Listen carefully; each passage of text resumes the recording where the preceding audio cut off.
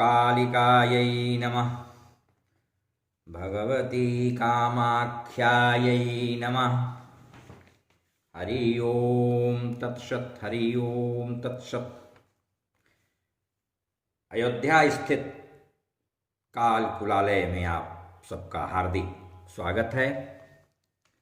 आज जिस विषय का प्रवर्तन करने जा रहे हैं वह विषय भगवती कामाख्या यानी कामाक्षा से संबंधित है। नारदीय पुराण के 69वें अध्याय में सिद्धनाथ यानी मत्स्यनाथ के चरित्र के साथ भगवती कामाक्षा के महात्म्य का वर्णन किया गया है। कालिका पुराण में भी कामाख्या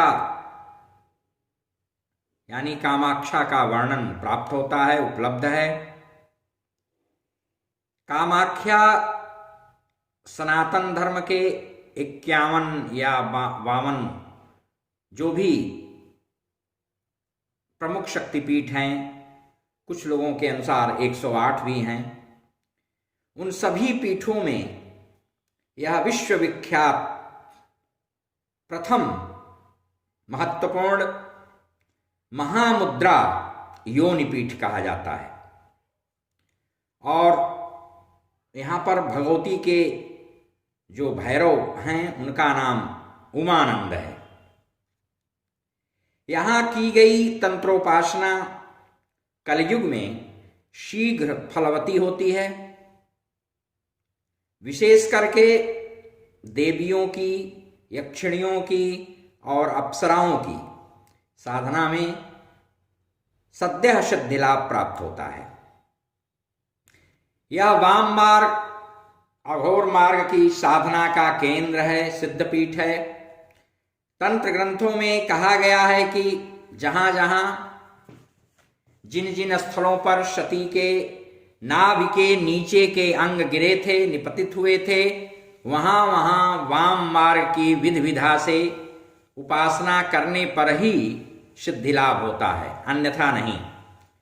जहां नाभि के ऊपर के अंग भूनिपतित, भूलुंठित हुए थे, उन पीठों स्थलों पर शुद्ध सात्विक गुण प्रधान अर्थात दक्षिण मार्ग से उपासना करने पर ही सिद्धि लाभ संभव होता है, वाम मार्ग या अघोर मार्ग से नहीं। अन्य भी इससे इतर कई सिद्धिदायक स्थल, तीर्थ क्षेत्र और पीठ हैं जहां पर उपासित होने पर देवी देवताओं की सिद्धि प्राप्त होती है, दर्शन प्राप्त होते हैं। पौराणिक आख्यान है कि दक्ष के यज्ञ विध्वंस और सती के देह परित्याग के पश्चात शिव जी क्रोधाकुल हो गए। भगवान शिव की विक्षिप्तावस्था को देखकर सभी देवता भयभीत हो गए, भयाकुल हो गए। वे सब स्वरक्षार्थ भगवान विष्णु से प्रार्थना करने लगे। भगवान विष्णु ने शिव शिवा का स्मरण करते हुए सुदर्शन चक्र से भगवती सती के अंगों को छत विक्षत कर दिया, काट डाला। छिन्न भिन्न वे अंग जहां जहां जाकर पृथ्वी पर धराशायी हुए, वहीं वहीं शिव शिवा की मूर्तियां प्रकट हो गईं।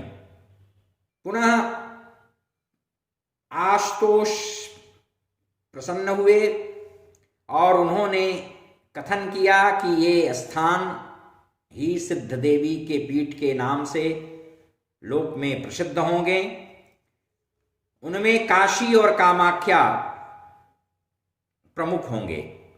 जो इन पीठों पर रहकर पुरस्चरण करेंगे वे निश्चित सुसिद्ध होंगे, सफल होंगे अपनी साधना में।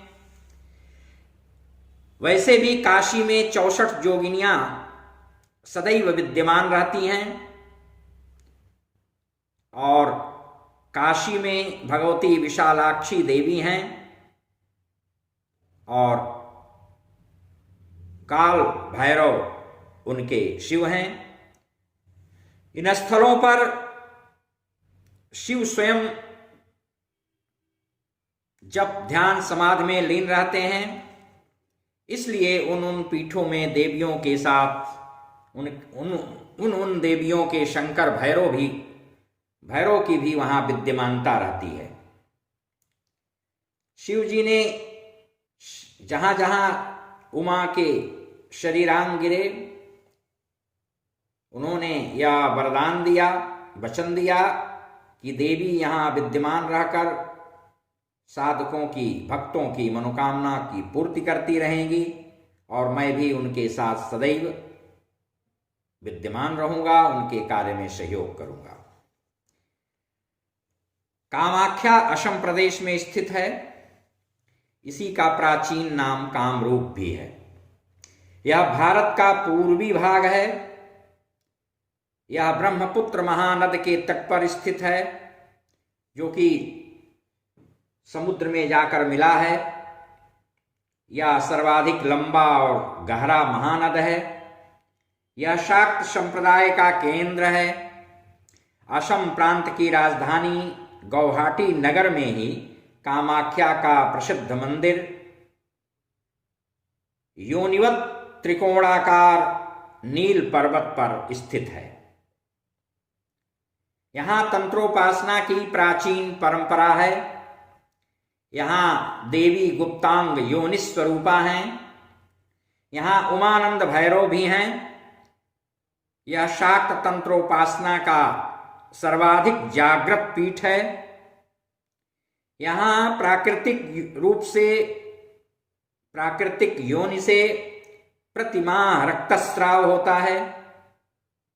ऐसी मान्यता है कि भगवती रजस्वला होती हैं। कामाख्या तंत्रम का वचन है कि यहाँ पर बटुक भैरव कामुक नाम से कामाख्या के पास निवास करते हैं। कामुकाख्यस्तु बटुकः कामाख्याभ्यर्ण संस्थितः। यहाँ पर महामाया अपने 5 रूपों में शिव के 5 रूपों के साथ हमेशा क्रीड़ारत अनुरत सन्नद्ध रहती हैं कामरूप पीठ में। इसलिए इस पीठ को गुह्य से गुह्यतम कहा गया है। इस पीठ पर कृष्ण पक्ष की अष्टमी, चतुर्दशी, विशेषकर यदि शनिवार और मंगलवार को हो तो अति उत्तम। उस दिन तिथि में वहां महानिशा में बैठकर वाम मार्गी विधा से पूजा करने पर, पुरस्चरण करने पर, आराधना करने पर, उपासना करने पर उपासित होकर के भगवती साधक को सर्वोत्तम सिद्धि लाभ प्रदान करती हैं। शक्तिपीठों पर, श्मशान में, स्त्रियों के अंगों में महामाया सदा जागृत रहती हैं, संस्थित रहती हैं। इसलिए वहां पर उनके संसर्ग में साधना का विधान है। कामाख्या के साधक को इनके कवच और स्तोत्र का भी सतत पाठ करते रहना चाहिए। कामाख्या भगवती काली की ही रूप हैं। कामाख्या तंत्र में भगवती की उपासना से संबंधित विधि विधा विशद रूप में वर्णित है। ग्रंथ में अनेक कामना परक प्रयोग भी दिए गए हैं, लेकिन गुरु से उपदिष्ट हो करके ही उन प्रयोगों को आचरण में लेना चाहिए, उतारना चाहिए। धीवर यानी मत्स्येंद्र या मत्स्यघ्न, इन्हें ही मत्स्येंद्रनाथ भी कहते हैं। इनको शिव का अवतार कहा गया है। नाथ परंपरा के प्रवर्तक हैं। इन्हें वीराचारी साधकों का गुरु भी कहा जाता है। वह कौल मार्ग या कौल शास्त्र के प्रथम उपदेष्टा पुरुष हैं।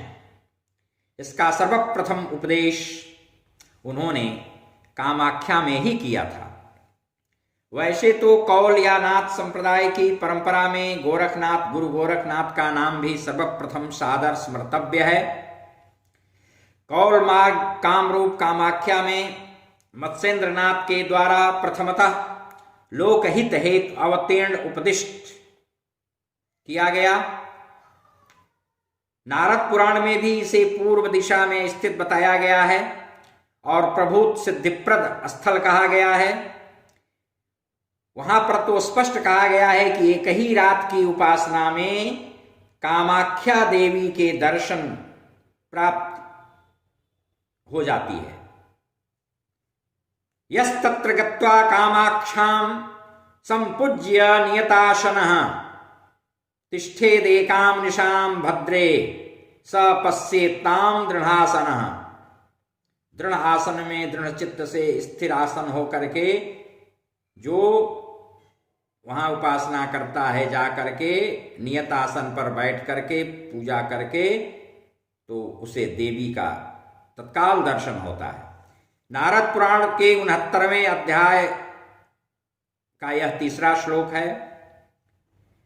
लेकिन वहां पर एक विशिष्ट निर्देश भी है कि भयंकर भगवती को देखकर जो जपासन से विचलित हो जाता है वह निश्चित रूप से विक्षिप्त यानी पागल भी हो जाता है। यस्तु दृष्ट्वा सुरेशानीं कामाक्षां भीमरूपिणीं आसनाच्चलितः सद्यः स विक्षिप्तो भवेत् ध्रुवम्। जो यहाँ 1 वर्ष तक नित्य कामाक्षा की पूजा करते हुए भक्ति भाव से सिद्धनाथ अर्थात मत्स्येंद्रनाथ का ध्यान करता है वह सिद्ध पुरुष हो जाता है। मत्स्यनाथ यहाँ सशरीर सदा विचरण करते रहते हैं और साधकों को वर प्रदान करने हेतु समुत्सुक रहते हैं। आगे इस पुराण के इस अध्याय में मत्स्यनाथ की कथा का भी विस्तार प्राप्त होता है। इस प्रकार कलयुग में भगवती कामाख्या साधकों को, अनुशासित साधकों को शीघ्र बहुशा कृपाल होकर सिद्धियां प्रदान करके उन्हें गति मुक्त प्रदान करती हैं। हरि ओम। शांति शांति शांति।